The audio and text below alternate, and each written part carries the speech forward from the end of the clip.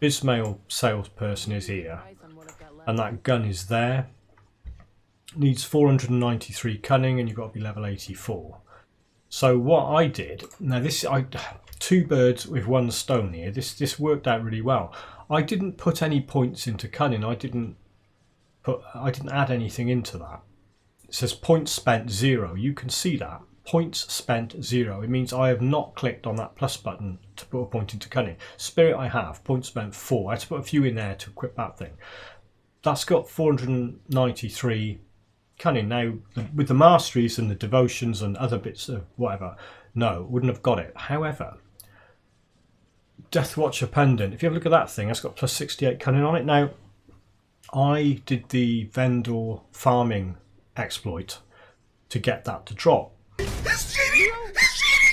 Now, that's a monster infrequent that drops from Order of Death's Vigil characters, guys, NPCs. But if you look at this,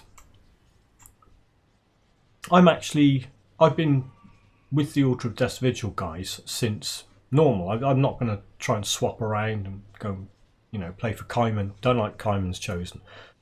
Bad guys, right? So how the hell, if I'm in Order of Death's Vigil, how have I been able to get that? And how have I been able to get such a good one?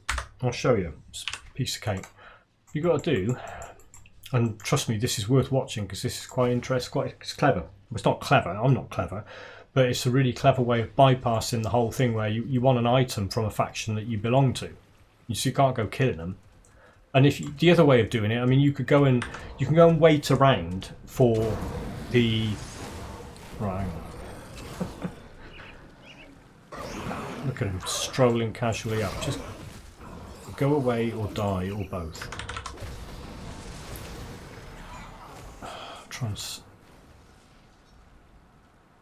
Right. So what you can do is you can go and find an area. If say you were in Order of Death's Vigil and you want this to drop, but you can't go and kill the Order of Death's Vigil guys. So you could go and sit in an area where Kaiman's chosen a fight in Death's Vigil and wait for one to drop. It might take you a while, like forever, and it would be really boring because you'd just be standing there. Right, see that hole in the fence? Let's just get rid of this idiot. Right, so where I am, there's the Bloodgrove Rift, so I came down here, came down there, and there's a hole in the fence here, right? So you go through that. Here's the path I walk down. You go through this pipe. What did I say in the video about this? Walking into sewer pipes, always a good lifestyle choice. I've got a video about this, but I thought I'd tag it in here as well because it's specifically for this character. Now there's this salesman here, Benevold. Now Benevold on tab 4 has always got at least one of these Death-Watcher Pendants. That one's got, oh, it's Inquisitors. What's it got on it? +2 to ranged expertise. That's quite interesting. So that would be quite handy. I mean, he sells the Kaiman's ones as well if you want them. Sometimes there's one of these, sometimes there's more. He also sells things I've already learned. Yeah, so you have a look at that.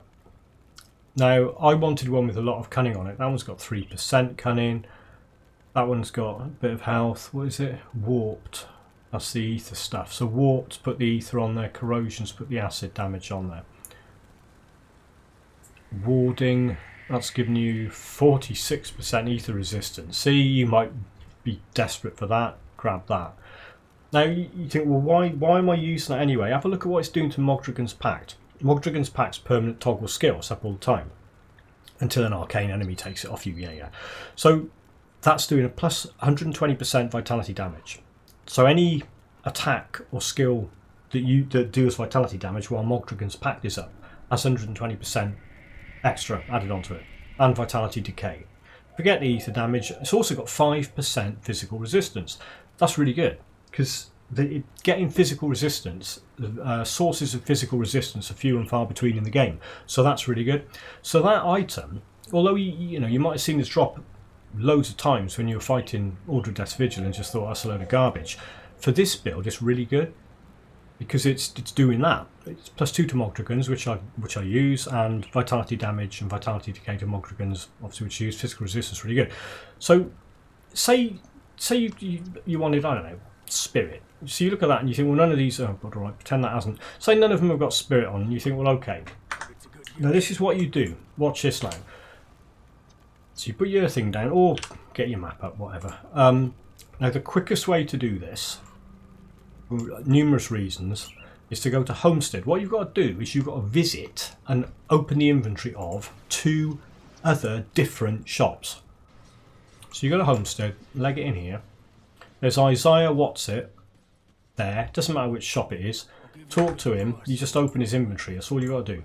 Talk to him, open his inventory. So there's those 2 there. Isaiah there, and the Black Legion guy there. So you come out, go back to your thing. So you don't have to walk all the way back, right? Now he had 3, and I can vaguely remember what they were. So you go and have a look now. He's got 2 Caimans. He's only got 1 of them, right? Look at that. See, I called it, didn't I? I said let's find one with spirit on it, and boom. Now I haven't edited this. I haven't faffed about. That was luck. I'll do another one in a minute. See what comes up. So that's got spirit, health. It's got fire resistance and really high poison and acid resistance. Now I need that 68 cunning, so I can't really get rid of that. Actually, I don't need the 68 cunning. I'll buy that thing. So there it is. So if I take that off, I can't use that gun.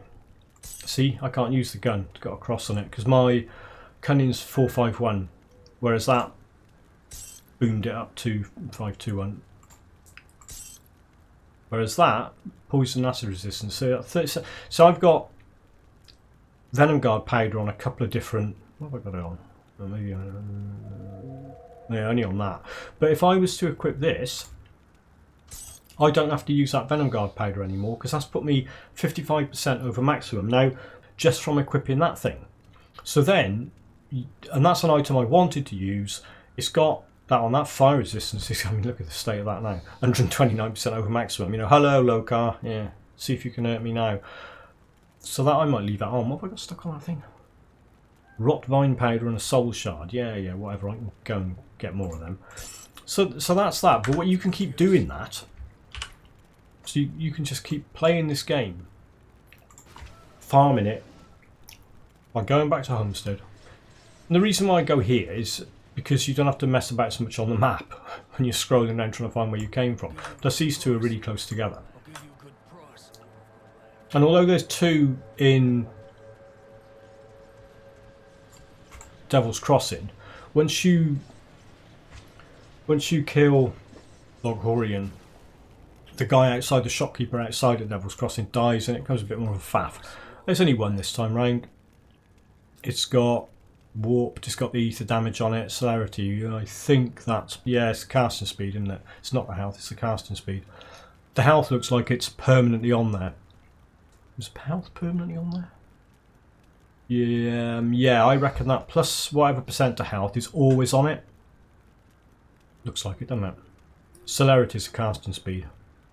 You've got to keep an eye on the percentage vitality damage and ether damage that it rolls with, because that obviously changes, goes up, down, whatever. That's got vitality decay on it as well, whereas the one I've got has only got vitality damage. What's that got on it? Damage and decay. But you know, the reason I'm getting it is for the fixed monster infrequent 120% on Mogdragons anyway, so I'm not overly bothered. Getting a massive amount of poison resistance and fire resistance on that is more than makes up for the fact that the actual little bit of vitality damage is as much. So that's that one. I'll leave it at that. Keep this one short, sweet. Thanks very much for watching, and I'll catch you in the next one.